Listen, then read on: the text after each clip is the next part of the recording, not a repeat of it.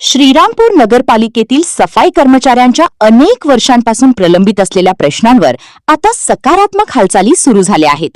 महाराष्ट्र राज्य सफाई कर्मचारी आयोगाचे उपाध्यक्ष मुकेश सारवान यांनी आज श्रीरामपूर नगरपालिकेला भेट देत अधिकाऱ्यांची आढावा बैठक घेतली आणि सफाई कर्मचाऱ्याशी थेट संवाद साधत कर्मचाऱ्यांच्या वारसांना नोकरी, किमान वेतन, 10-20-30 आश्वासित प्रगती योजना, कंत्राटी कर्मचाऱ्यांना कायम करणे याशिवाय लाड समितीच्या शिफारशींची प्रभावी अंमलबजावणी करण्याचे निर्देश देत सफाई कर्मचाऱ्यांच्या वारसांना नियमानुसार तातडीने नोकरीत सामावून घेण्यासाठी पुढाकार घ्यावा आणि आरोग्य विमा अशा अनेक महत्त्वाच्या विषयांवर चर्चा झाली.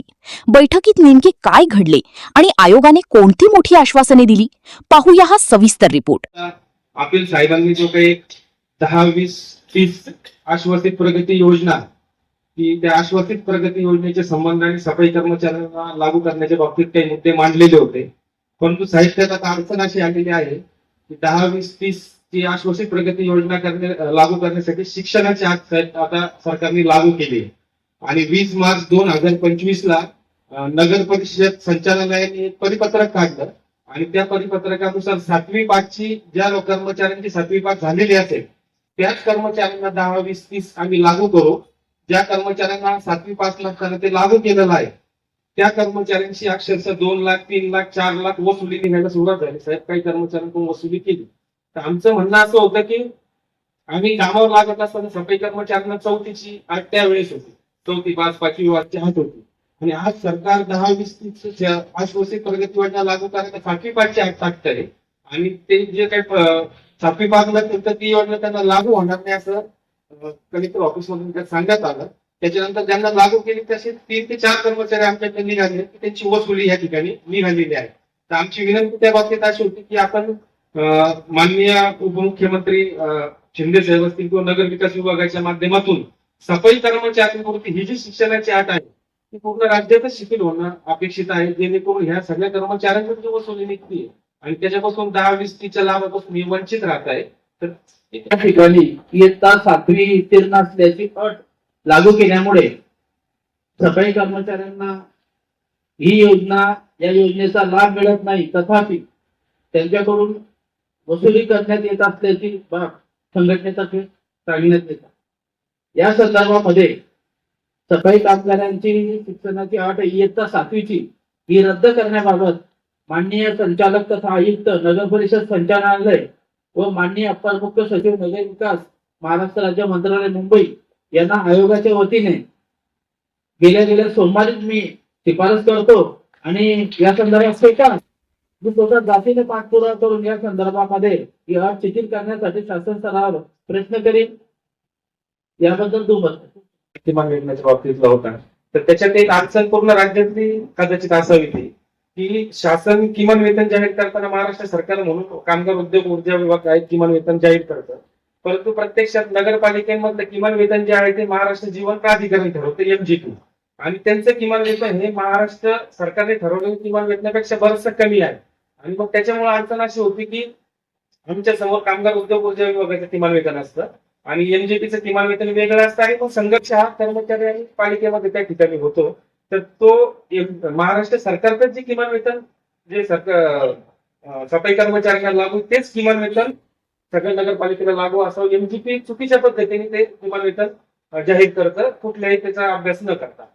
त्या वतीने किमान वेतन लागू करण्याबाबत अतिशय महत्वाची बाब या ठिकाणी नमूद केलेली आहे आणि शासनाच्या उद्योग ऊर्जा व कामगार विभाग महाराष्ट्र शासन मंत्रालय मुंबई यांनी जो शासन निर्णय निर्गमित केला आहे त्या शासन निर्णयातील तरतुदीच्या अनुषंगाने राज्यातील सर्व सफाई कामगारांना नगरपालिका महानगरपालिका कर्मचाऱ्यांना किमान वेतन लागू करण्याबाबत या ठिकाणी माननीय अप्पर मुख्य सचिव नगर विकास विभाग मंत्रालय मुंबई यांना आयोगाच्या वतीने माननीय उपाध्यक्ष मुकेश सारवान साहेब यांच्या सहित सोमवारी मी डिओ लेटर शिफारस पत्र पाठवेल आणि त्याची प्रत श्रीरामपूर येथील सफाई कामगारांच्या दोन्ही संघटनांना पाठपुराव्यासाठी प्रति पाठवेल. मुख्यमंत्री आणि उपमुख्यमंत्री महोदय यांच्या नेतृत्वाखाली अगोदर नागपूरमध्ये कार्यरत असलेल्या कंत्राटी सफाई कर्मचाऱ्यांना कायम केलं. त्याच्यानंतर मुंबई महानगरपालिकेमध्ये सुद्धा सुमारे 8,000 कंत्राटी सफाई कर्मचाऱ्यांना कायम करण्याचा निर्णय आपल्या सरकारच्या काळामध्ये त्याच्यात झालेला होता आणि मग त्यानंतर ठाणे महानगरपालिकेमध्ये साधारणतः 25 पेक्षा जास्त सफाई कर्मचाऱ्यांना कायम करायचा निर्णय झाला.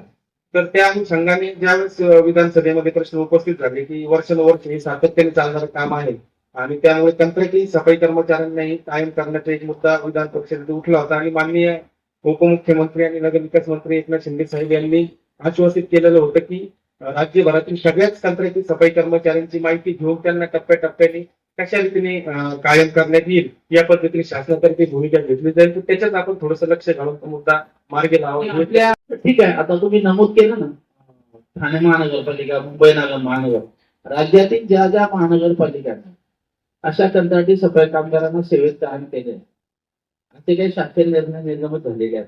आहे. बरोबर. त्याचा संदर्भ घेऊन तुम्ही तुमच्या मीटिंगमध्ये ठराव मंजूर करा आणि शासनाला पाठवून द्या. कसं असतं, आता उमादेवी विरुद्ध तामिळनाडू सुप्रीम कोर्टचं जजमेंट आहे, बँकर इंडिया वगैरे साहेबांना माहिती आहे, सीओ साहेबांना, या सगळ्या गोष्टी आहेत. पण याच्यामध्ये कसं आहे, नगरपालिकेला अनुभवी सफाई कामगारांनी 3 वर्ष केलेली सेवा लक्षात घेता सहानुभूतीपूर्वक विचारून त्याला कायम करण्याबाबत आपण ती मागणी लावून देऊ. तर तुम्ही ह्या नगरपालिकेचा संदर्भ टाका आणि शासनाला एक संचालक तुमच्या नगर परिषद संचालक पाठवा आणि एक कॉपी आयोगाला पाठवा. तेव्हा आम्ही शासनाला पाठवू. आम्ही स्वतः मंत्रालय सामान्य प्रशासन विभाग, वित्त विभाग, त्या वित्त विभागाचे काही शासन निर्णय त्या अनुषंगाने यांना नियमित करण्यासाठी टेबल टू टेबल मंत्रालयामध्ये पाठपुरावा करेल आणि त्यांना न्याय कसा मिळेल या संदर्भामध्ये न्यायालयीन सफाई कर्मचाऱ्यांच्या बाबतीमध्ये त्यामध्ये न्यायालयाची पूर्वीचे काय जे निकाल लागले असतात, सध्याचे निकाल, सद्यस्थिती काय आहे या संदर्भामध्ये माननीय मुख्य अधिकारी साहेबांच्या चर्चा झाली सकाळी रेस्टॉरंटला. तर साहेब बोलले का आपले नगर परिषद संचालनाचे जे ऍडव्होकेट आहेत, लिगल ऑफिसर मॅडम, त्यांच्याशी त्यांची पॉझिटिव्ह चर्चा झाली आहे आणि कर्मचाऱ्यांना न्याय मिळावा म्हणून त्या उद्देशाने उच्च न्यायालयात प्रतिज्ञापत्र देखील सादर केलेलं आहे. या संदर्भात तुम्ही आयोगाचे अध्यक्ष माननीय सारवंत साहेबांच्या नावाने सविस्तर अहवाल द्या. म्हणजे त्याच्यामध्ये कर्मचाऱ्यांची यादी, निकाल, काय काय तुमचे म्हणजे निकाल लागलेले सर्व स्थिती माहिती द्या. आम्ही त्याचा लिगल कायदेशीर अभ्यास करून तशी शिफारस मान्य मुख्य अधिकाऱ्यांना करून जेणेकरून तो प्रश्न निकाल. या बैठकीला मुख्याधिकारी मनोज उकिरडे, उपमुख्याधिकारी Mahendra Takpire, central council of trade युनियनचे राष्ट्रीय सचिव कॉम्रेड जीवन सुरुडे, पेन्शनधारक संघटनेचे रमेश अपील, विविध विभागांचे अधिकारी आणि सफाई कर्मचारी प्रतिनिधी मोठ्या संख्येने उपस्थित होते. राज्य सफाई कर्मचारी आयोगाच्या या आढावा बैठकीमुळे श्रीरामपूर नगरपालिकेतील सफाई कर्मचाऱ्यांच्या अनेक वर्षांपासून प्रलंबित असलेल्या प्रश्नांना आता गती मिळण्याची अपेक्षा व्यक्त होत आहे.